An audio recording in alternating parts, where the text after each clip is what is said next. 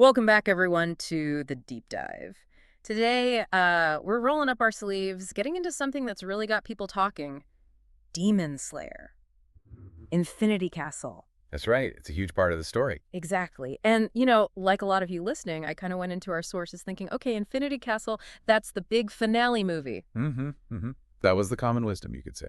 But, well, as we often find digging through this stuff, the real story, it's actually quite a bit different. So the truth, which our sources point to, it suggests a much, much bigger plan, something that really respects the original story and, respects the audience too. And what a plan it is, because this is the core thing, the real takeaway from the sources we looked at.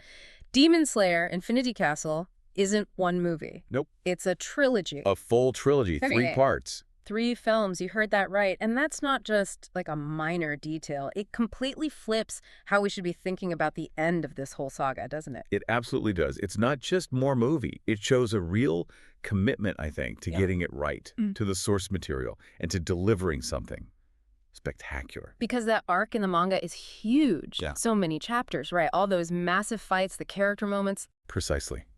Trying to cram all of that into, say, 2.5 hours. It would have been, well, pretty much impossible without cutting huge chunks. You'd lose all the nuance. You really would. A trilogy structure, though, that changes everything. It means they're not just aiming for more screen time. They're aiming for narrative fidelity, honoring the story. Okay, break that down a bit. Why is fidelity so key here, specifically for Infinity Castle? Well, Infinity Castle is arguably the climax, right? It's packed wall to wall with action. But it's not just mindless action. You've got so many deeply personal battles happening simultaneously. Right, all the Hashira, the upper ranks. Exactly. Each of those fights has huge emotional stakes, really complex choreography, unique demon arts.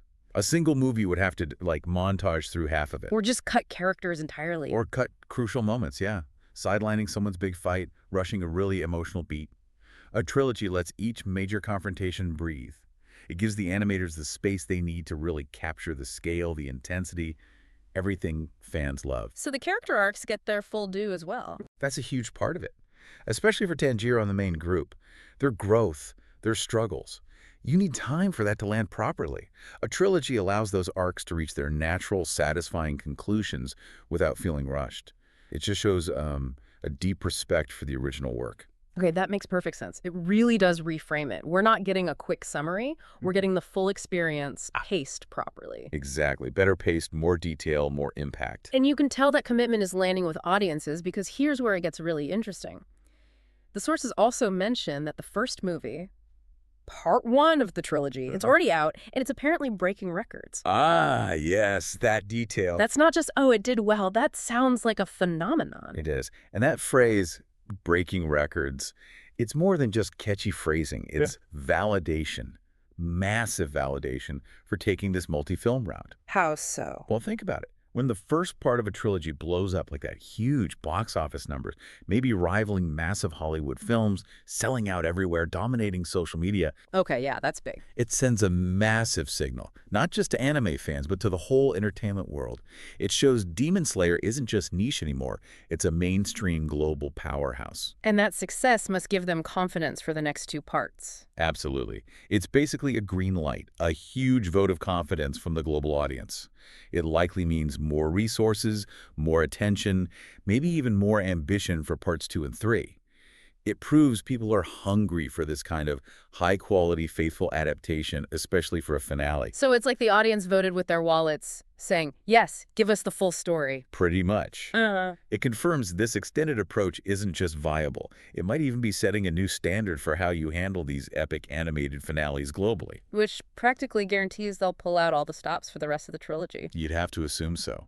So let's tie this all together then. What does this all mean for you listening right now following this series? Well, first off, it means that idea of Infinity Castle being just one movie. You can set that aside. Yeah, that's just the start of a much bigger picture. Absolutely. Knowing it's a trilogy gives you, I think, a much richer way to look at it.